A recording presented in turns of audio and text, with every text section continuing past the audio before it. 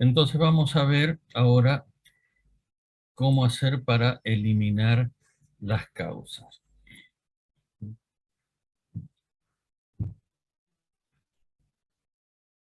Nos vamos a focalizar en 5 elementos para eliminar estos problemas, estas causas de problemas en los proyectos. Entonces vamos a ir viendo uno por uno.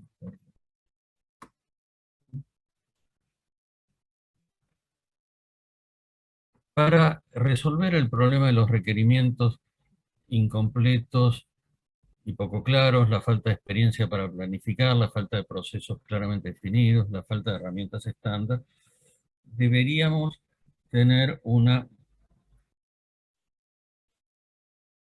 desarrollar procesos formales para la gestión de proyectos. Adaptar los procesos, hay muchos procesos desarrollados, adaptarlos a la realidad de nuestra organización o desarrollarlos si no existen e implementar los procesos. No basta tenerlos escritos y guardarlos en un estante o en una carpeta de un servidor. Tenemos que implementar los procesos de Project Management que apunten a resolver el problema de los requerimientos incompletos, la falta de experiencia, la falta de procesos, bueno, acá lo vamos a desarrollar, la falta de herramientas estándar, estos procesos van a decir qué herramientas estándar tienen que, eh, tienen que utilizar y cómo utilizarlas.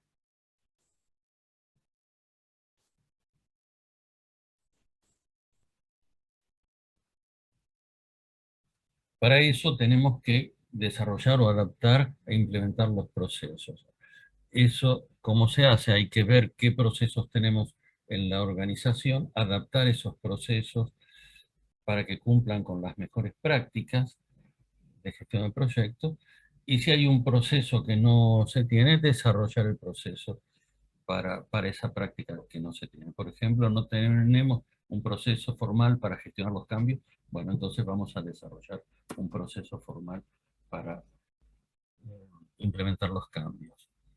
Em, pero no basta con tener esos procesos escritos, hay que implementarlos. ¿Qué quiere decir implementarlos? Hacer que la gente los utilice.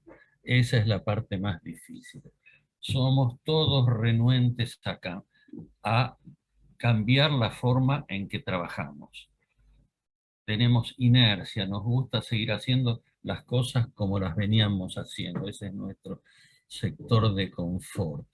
Eh, y esto implica un cambio de la forma de trabajar. Entonces, para eso tenemos que hacer acá esto que titulamos implementación de los procesos, que básicamente consiste en instruir a los gerentes de proyecto y a la gente que tenga que utilizar los procesos en por qué están los procesos, que no son un capricho más que se le ocurrió a nuestra organización y que no sirve para nada como muchos otros caprichos que la organización ha querido implementar. En general la gente es razonable si se le explica por qué se hacen las cosas. Y se les va a instruir en cómo usar los procesos. Todos los procesos son muy simples y es muy poco lo que se le pide a la gente que haga. Pero bueno, ahí le vamos a explicar qué es lo que tienen que hacer y cómo lo tienen que hacer. Pero no basta con eso. Luego de eso los tenemos que acompañar, ir llevando de la mano durante un cierto tiempo para aplicar los procesos.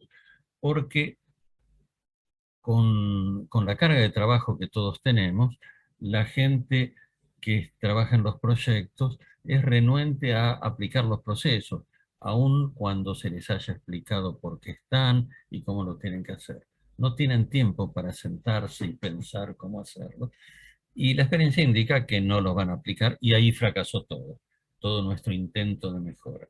Entonces, lo que hay que hacer es, tenemos que hacerle un coaching, un mentoring, ir llevándolos de la mano un par de meses para que apliquen los procesos y vean que no son tan difíciles, vean que es simple y que les demanda poco tiempo. ¿Sí? Y les vamos a soltar la mano cuando ya lo hagan solos sin que estemos atrás controlándolo. Eso es la implementación de los procesos. Bueno, ahora vamos a enfocar los otros temas que son causas de problemas en los proyectos. La falta de autoridad y experiencia para implementar los procesos. Frecuentemente, el gerente de proyectos eh, no tiene autoridad y la gente no le hace caso. Falta de educación en roles y responsabilidades esperadas. Esto se resuelve con educación en procesos de gestión de proyectos, para que los gerentes de proyecto o aquellos que tienen que utilizar su autoridad la, la apliquen, la tengan, la pongan.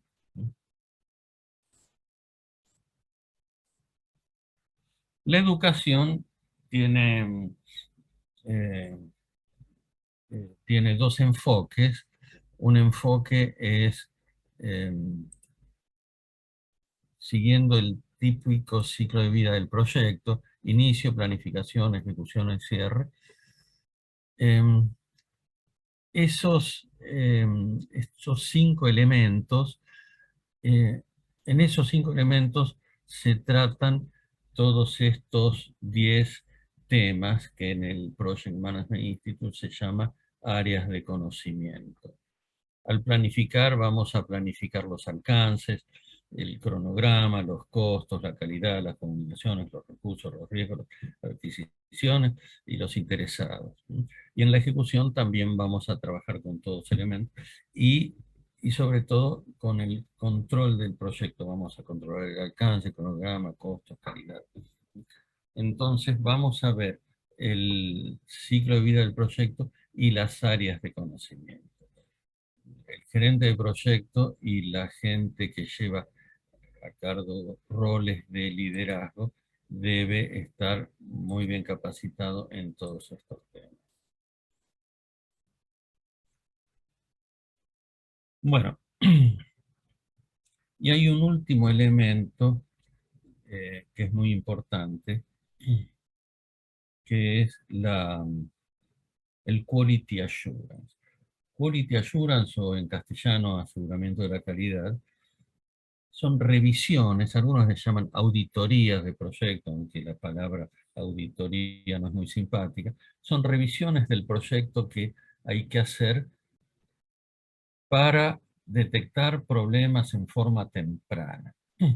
Un concepto de calidad muy conocido es que el costo de resolver un problema aumenta geométricamente desde que el problema se produce hasta que se detecta y se empieza a corregir. Entonces, el objetivo del Quality Assurance es detectar problemas en forma temprana y empezar a corregirlos en forma temprana para reducir ese costo de corrección.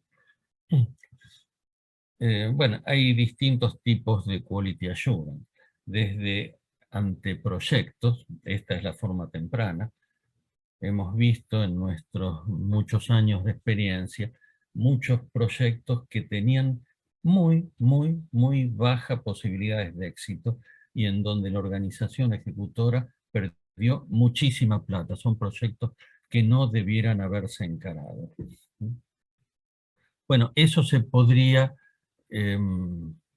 detectar en las revisiones de los anteproyectos, de las propuestas antes de enviárselas al cliente, de la propuesta antes de presentarla a una licitación. Bueno, otra revisión de Quality Assurance es de la planificación inicial. Recién hablé de que si tenemos una muy buena planificación, si tenemos un alto nivel de madurez en nuestras organizaciones, tenemos una máxima probabilidad de éxito en los proyectos. Entonces es importante revisar la planificación para asegurarnos que esté completa, correcta y que sea realista. En muchos casos, vemos muchísimos casos muy frecuentes que, que al comenzar un proyecto, los gerentes de proyecto que tienen el proyecto a su cargo saben que los tiempos de ejecución que tienen son incumplibles. Así que si eso es al comienzo del proyecto, nos podemos imaginar cómo evoluciona el proyecto. Bueno, la revisión del alcance también es para verificar si hemos hecho, construido, desarrollado lo que se esperaba.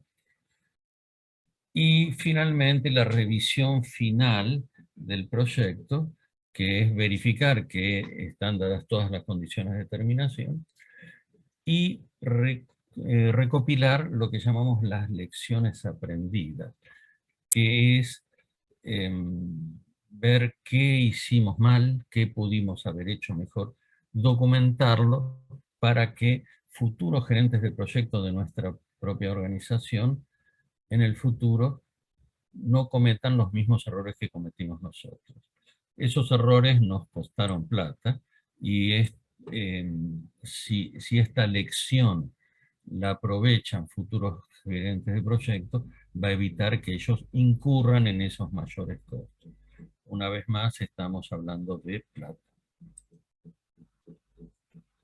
Bueno,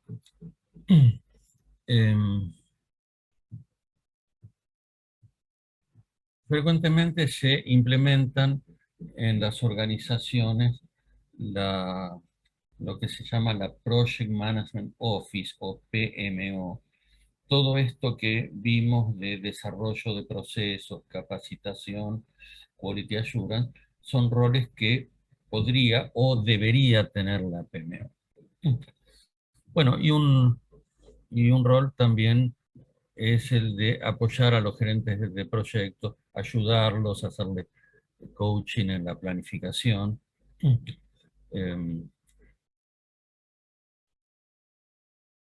eh, Centralizar el mantenimiento de planes. Hay algunas actividades de mantenimiento de planes que si hay varios proyectos en una organización, la PMO se podría encargar de eso, no es encargar de aspectos casi administrativos de la gestión de proyectos, ¿sí? Como por ejemplo la emisión de reportes de gestión. Si la PMO tiene acceso a los planes están actualizados y son realistas, puede emitir reportes de gestión. Bueno, nos acercamos al final. Eh, una de las ventajas eh,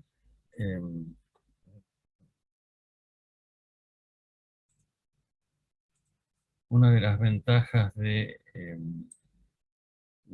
tener una organización eh, tipo PMO que desarrolle procesos, haga politics assurance, capacite a los gerentes de proyectos, les haga coaching, es tener una estructura más alineada con una organización matricial, lograr mayor experiencia, lograr propagar esa experiencia que tiene la PMO ampliamente entre sus gerentes de proyectos, logrando mejores planificaciones, mejores controles y las ventajas de tener herramientas centralizadas de gestión que permitiría acceder a información de proyectos a distintas organizaciones, a distintos niveles ejecutivos dentro del proyecto.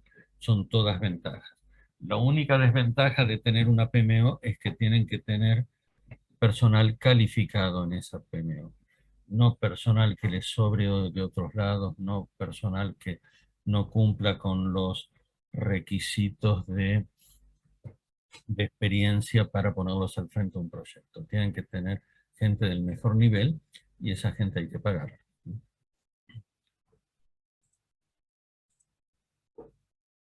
Bueno, otras características de la PMO: vincular portafolio, programas y proyectos. No hemos entrado en eso todavía, pero portafolio son todos los proyectos que quisiera llevar a cabo y no tengo recursos para llevar a cabo.